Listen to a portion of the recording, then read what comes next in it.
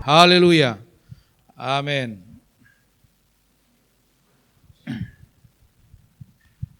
Haleluya. Puji Tuhan, selamat pagi, salam sejahtera bagi kita semua.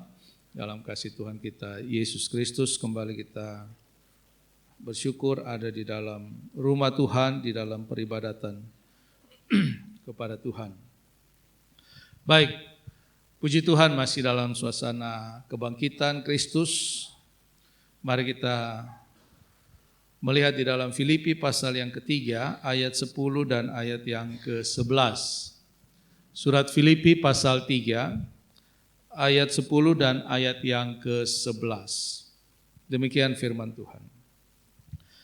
Yang ku kehendaki ialah mengenal Dia dan kuasa kebangkitannya dan persekutuan dalam penderitaannya, di mana aku menjadi serupa dengan Dia di dalam kematiannya, supaya aku akhirnya beroleh kebangkitan dari antara orang mati. Puji Tuhan. Bapak Ibu Saudara sekalian, perjalanan kehidupan manusia itu ditandai dengan berbagai pencapaian, berbagai prestasi, dan sampai hari ini dari berbagai ilmu pengetahuan yang dimiliki oleh manusia, manusia itu dapat mencapai banyak hal, saudara. Bahkan manusia dapat melawan berbagai hukum alam. Manusia oleh pengetahuannya bisa melawan hukum gravitasi. Bisa terbang, bisa sampai ke bulan. Itu luar biasa, saudara. Karena apa? Karena pengetahuan. Lalu karena pengetahuannya, mereka juga melawan bukan cuma hukum gravitasi yang dari atas ke bawah, tapi yang semakin ke dalam lagi. Ada hukum hidrostatis, di mana orang kalau menyelam semakin dalam itu tekanan air itu semakin kuat. Sehingga orang normal yang sudah biasa menyelam tuh paling jauh menurut catatan itu 30 meter. 30 meter. Tapi karena kecanggihan teknologi, manusia bisa sampai ratusan meter ke kedalaman laut. Bisa meneliti hal-hal yang tidak pernah terbayangkan, tidak pernah terlihat, tidak pernah terpikirkan apa yang ada di dasar laut itu. Manusia bisa sampai. Banyak hal. Manusia bisa melakukan rekayasa genetik. Ada artificial intelligence sekarang. Robot itu bisa belajar, saudara. Robot bisa belajar.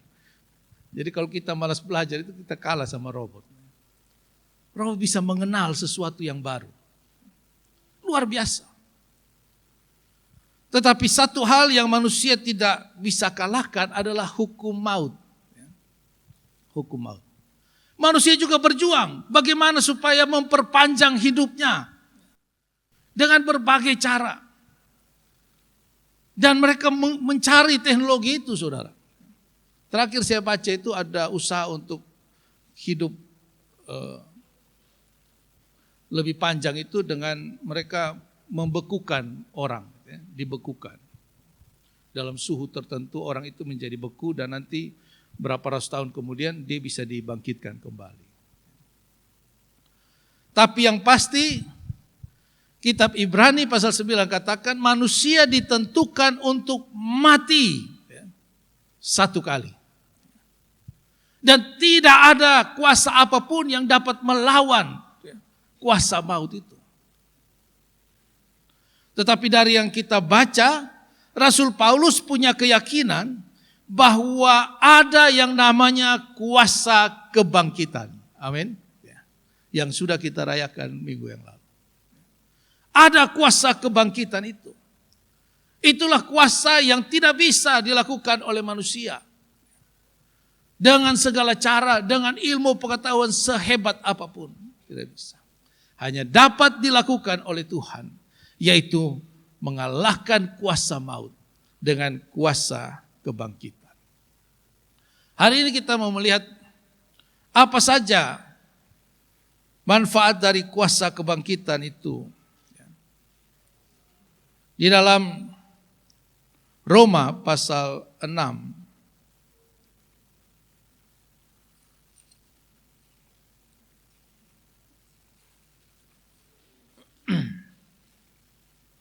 Surat Roma pasal 6. Ayat yang ke-9 dikatakan, karena kita tahu bahwa Kristus sesudah ia bangkit dari antara orang mati, tidak mati lagi, maut tidak berkuasa lagi atas dia. Haleluya. Setelah Kristus bangkit, dia tidak mati lagi. Karena apa? Karena kebangkitan Kristus itu mengalahkan kuasa maut. Maut tidak bisa lagi berkuasa atas dirinya. Ini menjadi pengharapan kita, saudara. Ini menjadi kekuatan bagi kita. Alkitab katakan Yesus adalah yang sulung dari antara segala yang bangkit, saudara. Sehingga kebangkitan Kristus itu kemudian juga menjadi pengharapan bagi setiap kita, bahwa kebangkitan Kristus memberikan kekuatan, memberikan keyakinan kepada kita bahwa kita memiliki pengharapan akan kehidupan yang kekal. Amin. Kebangkitan Kristus memberikan pengharapan kepada kita untuk kehidupan yang kekal. Yesus bangkit, Yesus mengalahkan maut. Yesus menang atas kuasa maut. Sehingga setiap orang yang percaya kepada Kristus pun diberi kuasa, diberi kemampuan, diberi kekuatan. Bukan cuma sekedar menghadapi hidup ini, tapi juga untuk bangkit dari kematian, masuk kepada kehidupan yang kekal. Sehingga di dalam 1 Korintus pasal yang ke-15, 1 Korintus pasal 15 ayat 17 dikatakan, jika Kristus tidak dibangkitkan, maka sia-sialah kepercayaan kamu dan kamu masih hidup dalam dosamu. Kebangkitan Kristus memberikan pengharapan bagi orang percaya bahwa segala ketekunan kita, segala kesetiaan kita, segala perbuatan baik kita, segala pelayanan yang kita kerjakan itu memiliki nilai kekekalan. Karena kalau tidak semuanya percuma. Rasul Paulus katakan kita ini masih hidup dalam dosa kita. Bahkan segala perbuatan baik kita dalam perjanjian lama dikatakan perbuatan baik manusia itu seperti kain kotor di hadapan Allah, saudara. Kalau tidak disucikan dengan darah Yesus. Sehingga memaknai kebangkitan Yesus adalah suatu hal yang seharusnya luar biasa, saudara. Bukan sekedar dia mati kemudian dia bangkit menebus dosa kita, tidak. Tetapi memberikan pengharapan kepada setiap kita bahwa satu kali kelak kita pun akan mengalami kebangkitan yang sama. Amin. Seperti yang Rasul Paulus katakan dalam Filipi kita baca tadi. Yang ku kehendaki adalah mengenal dia. Di dalam kuasa daripada kebangkitan Kristus. Sehingga pada akhirnya aku pun akan memperoleh kebangkitan dari antara orang mati. Sehingga kita tidak lagi takut untuk menghadapi kematian, saudara. Amin. Tidak lagi takut menghadapi maut itu. Karena maut tidak akan selamanya berkuasa atas hidup kita. Banyak orang takut mati. Saya dengar ada keluarga menyanyi tiap pagi, doa menyanyi, malam doa menyanyi. Oh Yerusalem, kota mulia. Tapi begitu sakit, cepat-cepat cari dokter. Dia pernah bilang, wih mama hari-hari main menyanyi Yerusalem. Mas Saki langsung lari salah cari dokter obat dong. Bilang mau masuk surga. Iya, tapi nanti dulu. Jangan sekarang. Ada guru sekolah minggu tanya di anak-anak sekolah minggu, siapa mau masuk surga? Semua angkat tangan. Saya mau. Ada satu tidak angkat tangan. PU, kenapa saya mau? Mau pergi mana ibu?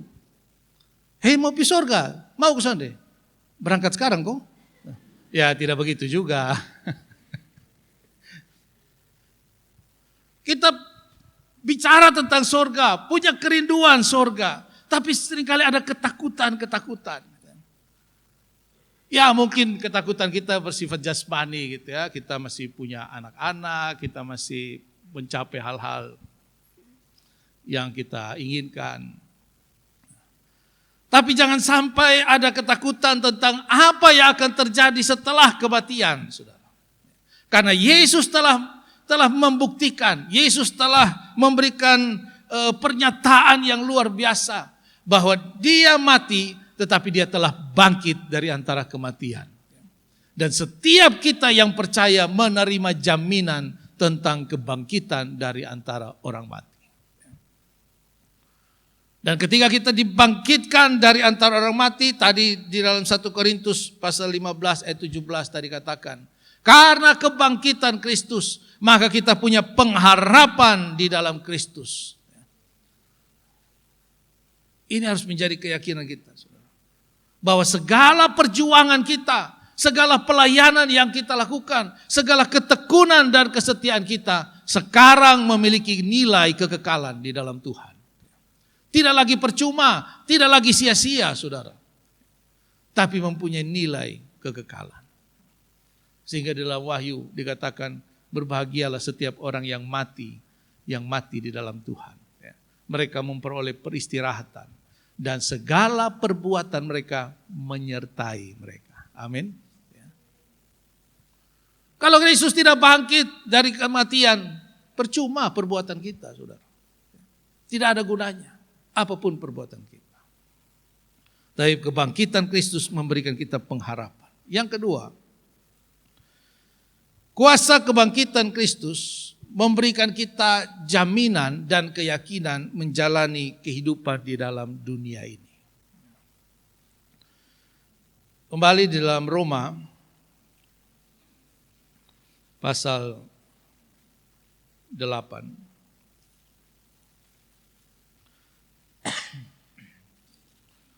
Roma pasal 8 ayat yang ke-11. Roma pasal 8 ayat 11.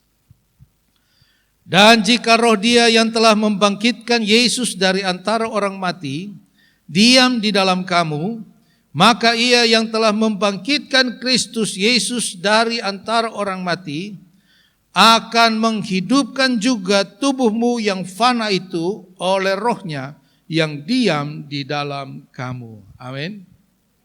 Konteks ayat ini bukan kebangkitan dari kematian yang nanti kita alami. Tapi konteks ayat ini berbicara tentang kehidupan kita di dalam dunia ini. Kehidupan yang dibangkitkan oleh Tuhan. Kehidupan yang mengalami kebangkitan yang baru. Kehidupan yang mengalami pemulihan. Sehingga perikop dari ayat ini dikatakan hidup oleh roh. Kebangkitan Kristus itu membuat kita mampu menghadapi berbagai tantangan yang Tuhan izinkan terjadi. Roh yang membangkitkan Kristus itu, kalau dia berdiam di dalam kehidupan saudara dan saya, roh yang sama akan membangkitkan kehidupan kita. Amin. Banyak orang, bahkan orang percaya berjalan dalam keputusasaan, berjalan dalam kekecewaan, berjalan dalam kekhawatiran, berjalan dalam keraguan-raguan, berjalan dalam ketidakpastian. Padahal di saat yang sama dia percaya kepada Kristus, Allah yang maha kuasa, Allah yang sanggup melakukan segala sesuatu. Tapi berjalan dengan itu dia juga berjalan dalam, bisa ke sonde, Aduh mampu ku sonde. Aduh jadi ku sonde. Aduh itu anak mana nih. Kadang-kadang keyakinan dan perilaku tindakan kita itu tidak sejalan, saudara. Alkitab katakan ketika kita menerima Kristus, kita dimeteraikan oleh Roh Kudus itu. Efesus pasal 1. Kita dimeteraikan dengan Roh. Sebagai jaminan yang Tuhan berikan kepada saudara dan saya. Apalagi yang kurang, saudara. Tapi seringkali pikiran kita ini lebih menguasai daripada Roh Kudus yang ada di dalam kita ini. Sehingga banyak orang juga hidup dalam ketakutan.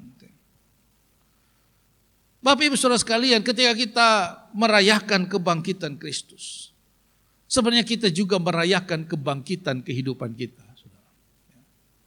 Bahwa ada sesuatu yang berubah dalam hidup kita. Ada hal yang tidak bisa tidak berubah. Mungkin kita sudah berdoa berhari-hari, berbulan-bulan, bertahun-tahun untuk seseorang atau untuk sesuatu. Lalu kita sampai pada titik, aduh kayaknya tidak bisa. Bisa, saudara. Amin. Ya. Karena kebangkitan Kristus. Roh yang membangkitkan Kristus itu juga ada di dalam saudara dan saya. Ya. Roh yang sama yang membangkitkan Kristus itu. Lalu perubahan apa? Kebangkitan apa? Pemulihan apa yang terjadi bagi setiap orang percaya yang mengalami atau yang merayakan kebangkitan Kristus itu? Yang pertama ayat yang ke-12 dan ayat yang ke-13. Jadi saudara-saudara, kita adalah orang berhutang, tetapi bukan kepada daging supaya hidup menurut daging. Sebab jika kamu hidup menurut daging, kamu akan mati. Tapi jika oleh Roh kamu mematikan perbuatan-perbuatan tubuhmu, maka kamu akan hidup. Amin.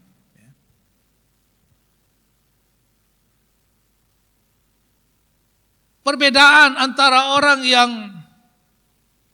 yang tidak percaya dan orang yang percaya harusnya terletak yang pertama pada hal yang pertama ini, yaitu tidak hidup menurut daging, tapi hidup menurut pimpinan Roh. Tidak hidup menurut konsep-konsep jasmani, tetapi hidup menurut konsep rohani. Tidak hidup menurut pikiran-pikiran daging, tapi hidup menurut pikiran-pikiran roh. Banyak orang beribadah, percaya kepada Tuhan, tapi dengan konsep jasmani. Beberapa hari lalu ada seorang saudara, keluarga muda, datang ke tempat saya, berdiskusi. Dia bilang, Om, aduh, saya ini pusing. Kenapa? Ini sepung mama ini suruh saya bolak-balik pergi di tim doa. Bikin apa? Pokoknya pi berdoa karena saya sudah berapa tahun nikah ini belum hamil-hamil. Dia saya bilang sudahlah ikut saja. Kayak senang orang tua. Dia bilang iya, tapi ini sudah berapa kali? Oh sudah pernah pergi. Sudah. Oh saya pikir belum pernah pergi. Jadi bagaimana hasilnya? Omong kosong semua. Sebentar bilang lu hamil bulan ini. Sonde juga. Nah sebentar bilang oh salah lu hamil bulan ini. Salah juga.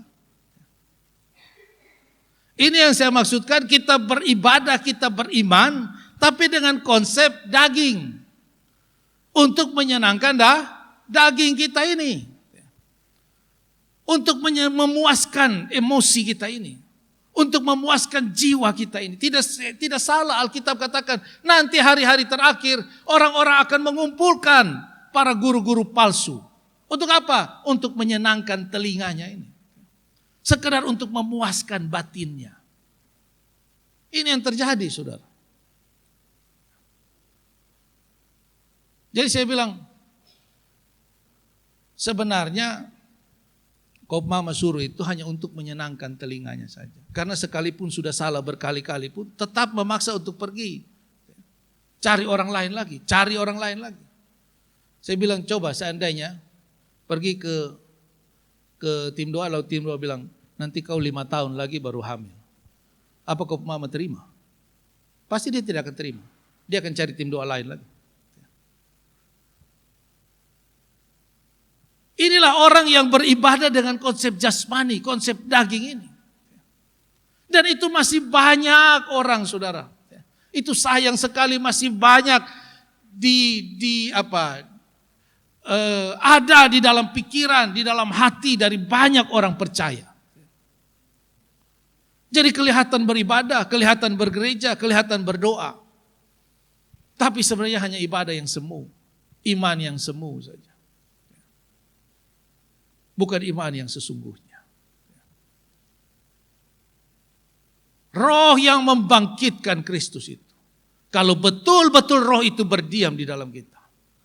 Roh itu sanggup membangkitkan keyakinan kita. Sanggup membangkitkan pengharapan kita, saudara. Tapi kenapa tidak bisa? Karena itu banyak orang terjebak di dalam pikiran-pikiran daging. Karena itu dikatakan oleh roh, mari kita bersama-sama, bekerja bersama-sama dengan roh yang diam di dalam kita ini. Untuk perlahan-lahan mematikan pikiran-pikiran jasmani kita ini. Pikiran-pikiran daging kita ini. Dan mulai belajar untuk hidup di dalam pimpinan daripada Roh Kudus. Tentu tidak mudah. Karena memang dibutuhkan kepekaan terhadap suara Roh Kudus itu. Dibutuhkan pengalaman iman yang membuat kita semakin hari semakin kuat. Banyak orang itu mau jalan pintas saja. Mau jalan pintas saja. Bagaimana supaya tahu akhir dari cerita itu? Kan begitu. Tapi bukan begitu cara kerja Tuhan, saudara. Tuhan mau kita itu berjalan bersama-sama dengan Tuhan. Amin. Bukan Tuhan jalan lain, kita jalan lain nanti ketemu di satu titik. Tidak. Tapi berjalan bersama-sama dengan Tuhan. Melewati berbagai pengalaman-pengalaman iman, saudara.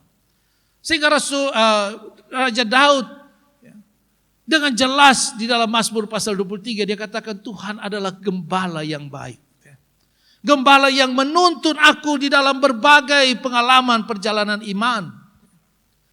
Mau di rumput yang hijau, mau dibawa ke air yang tenang, mau dibawa kepada pengalaman-pengalaman kelam, masa-masa yang sulit, masa-masa yang sukar, lembah air mata. Tapi saya berjalan bersama-sama dengan Tuhan.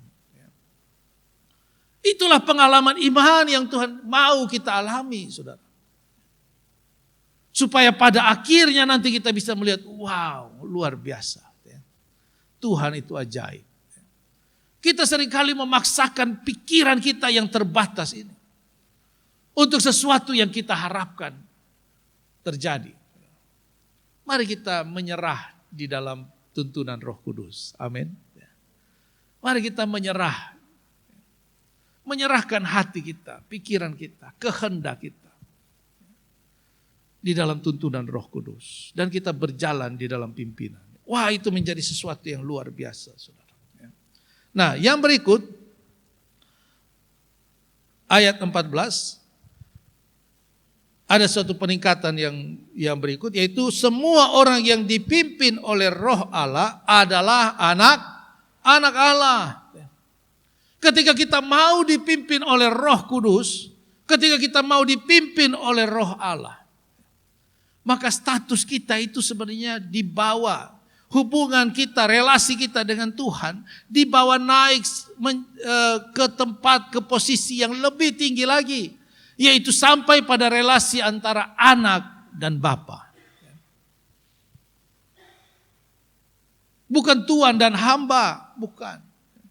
Tuan dan hamba itu kalau hambanya menyenangkan, baik. Kalau hambanya tidak menyenangkan, ya kau out. SP1, SP2, SP3 selesai. Tapi ada anak yang dikasih SP1. SP2, SP3, berangkat. Tidak ada, saudara. Inilah hubungan kita dengan Tuhan itu. Yesus menggambarkan bagaimana kesabaran Bapa kepada anak. Bagaimana harapan Bapa kepada anak. Ketika anak itu terhilang. Apa Bapak bilang? Karena lu jalan, saya coret dari kartu keluarga. Tidak. Anak itu dibiarkan pergi. Mau pergi? Pergi, silakan. Apa Bapak itu cari? Tidak. Dia anak, dia tahu jalan pulang. Kadang-kadang kita menghilangkan diri dari Tuhan. Lalu kita bilang, aduh Tuhan, besus sangsara. Kok tidak ada yang cari, gembala juga tidak datang. Kok kawan-kawan seperti menghilang. Tuhan mau bilang, hei kau anak, kau tahu jalan pulang. Bapak itu menanti di rumah. Tapi dia tidak pergi cari. Dia menanti di rumah. Dia membiarkan anak itu punya pengalaman hidup. Sampai kepada titik yang paling rendah. Baru anak itu sadar. Wah, iya ya. Kalau orang tidak mengalami kesadaran dari diri sendiri, saudara. Mau siapapun yang bicara, saudara. Nggak bisa. Orang kalau tidak mengalami kesadaran dari diri sendiri. Nggak bisa. Kita mau pakai bahasa malaikat pun nggak bisa. Seringkali Tuhan membiarkan kita masuk. Daud bilang tadi, di dalam lembah-lembah kekelaman. Gak apa-apa. Gak apa-apa. Karena Daud juga katakan, baik kalau aku itu tertindas. Adalah baik kalau aku itu tertindas. Karena dari situlah aku dapat belajar ketetapan-ketetapanmu. Jadi pengalaman dengan Tuhan itu bukan cuma pengalaman yang baik-baik saja, yang menyenangkan saja. Yang bahagia-bahagia saja, tidak saudara. Tapi ingat, sekalipun kita mengalami pengalaman yang sulit, status kita adalah anak. Amin. Kalau apa? Kalau kita mau dituntun oleh Roh Kudus. Dikatakan, orang yang dipimpin oleh Roh Allah adalah anak Allah. Jangan saja kita hanya status di KTP kita orang Kristen, saudara. Tapi mari kita mengalami status sebagai anak. Ada hubungan yang sangat kuat antara hubungan anak dan bapa itu. Ada jaminan yang sangat kuat ketika seorang anak itu menjadi anak dari seorang bapa. Ayat 15 dikatakan, sebab kamu tidak menerima roh perbudakan yang membuat kamu menjadi takut lagi. Tapi kamu telah menerima roh yang menjadikan kamu anak Allah. Oleh roh itu kita berseru, ya Aba, ya Bapa. Amin. Jangan lagi hidup dalam ketakutan, saudara. Amin. Jangan lagi hidup dalam kekhawatiran. Kita sudah serahkan kepada Tuhan, tapi kita pikir setengah mati. Sudah kita serahkan Tuhan, tapi juga dia pikir setengah mati. Kalau serahkan ke Tuhan, ya serahkan. Jangan serahkan, tarik kembali, serahkan lagi. Kita melakukan apa yang bisa kita lakukan dan biarkan Tuhan melakukan bagiannya, saudara. Anak itu hanya melakukan apa yang dia bisa lakukan. Anak tidak usah campur orang tua punya pekerjaan. Tidak usah. Anak itu lakukan saja kewajibannya. Nanti segalanya orang tua yang urus. Demikian juga hubungan kita dengan Bapa itu. Seringkali kita melupakan kewajiban kita. Lalu kita mulai mengambil alih pekerjaan Tuhan yang tentu saja tidak mampu untuk kita lakukan. Nah, jaminan dari kita menjadi anak dikatakan di dalam bagian yang terakhir dalam ayat yang ke-17. Dan jika kita adalah anak, maka kita juga adalah ahli waris. Maksudnya orang-orang yang berhak menerima janji-janji Allah, yang akan menerimanya bersama-sama dengan Kristus, yaitu jika kita menderita bersama-sama dengan Dia, supaya kita juga dipermuliakan bersama-sama dengan Dia. Sebagai anak, kita berhak menerima warisan. Amin. Itu hubungan antara bapa dan anak itu, saudara. Setiap anak dikatakan itu punya jaminan sebagai ahli waris. Kalau saya misalnya dapat warisan saya ini bukan jatuh ke istri saya. Kalau saya mati, warisan saya ini jatuh ke anak saya. Itu hukum warisan begitu. Kalau istri saya dapat warisan, lalu dia meninggal, warisannya bukan jatuh ke saya, ke anak-anak. Itulah kuatnya hubungan antara bapa dan anak itu. Sehingga ketika kita disebut menjadi anak-anak, kita juga mendapat jaminan akan warisan, baik berkat-berkat di bumi, terutama warisan kerajaan Allah. Tetapi untuk mencapai itu,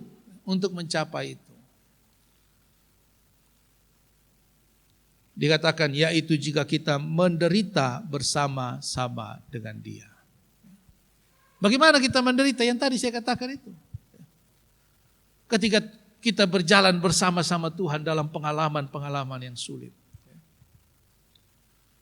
Dalam lembah-lembah air mata.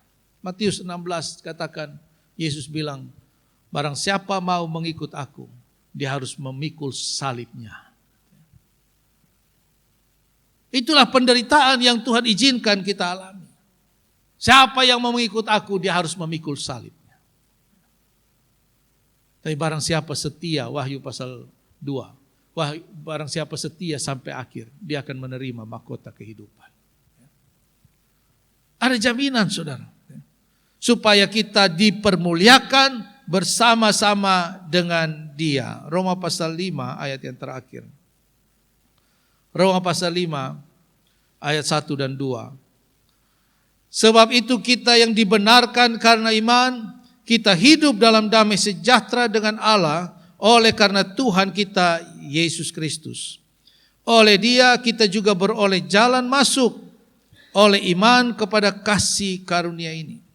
Di dalam kasih karunia ini kita berdiri dan kita bermegah dalam pengharapan akan menerima kemuliaan Allah. Amin. Ya. Kita menerima kemuliaan Allah, saudara. Kita mengalami kemuliaan Tuhan dalam perjalanan kehidupan kita. Dan pada akhirnya kita juga mengalami kemuliaan Allah. Hidup kita dimuliakan di dalam surga yang mulia itu. Kiranya perayaan-perayaan kita di dalam perayaan-perayaan baik itu Paskah, kematian, kebangkitan, nanti kita akan merayakan kenaikan. Selalu kita memperoleh makna-makna yang semakin menguatkan kita, yang semakin membangkitkan semangat kita. Dunia boleh menjatuhkan kita, orang lain boleh merendahkan kita, tapi roh yang diam di dalam kita sanggup menghidupkan, sanggup memulihkan kita, sanggup memberikan kekuatan kepada kita. Asal kita mau mematikan keinginan daging kita ini, pikiran-pikiran daging ini, menggantikannya dengan pikiran-pikiran Roh Kudus. Kita akan melihat perjalanan hidup kita itu penuh dengan pengalaman-pengalaman iman, saudara. Puji Tuhan, demikianlah firman Tuhan, kiranya memberkati kita semua.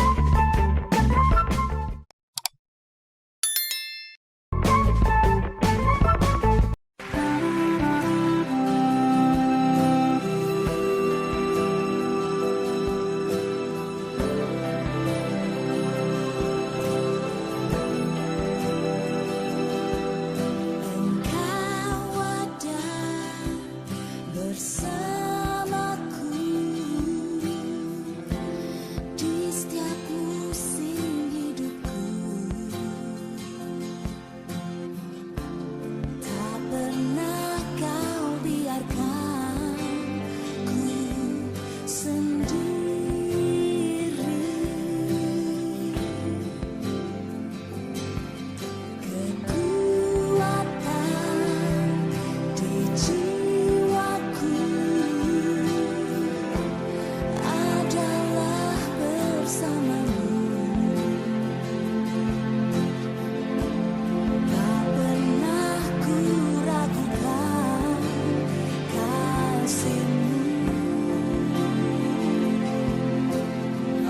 suara bersamamu.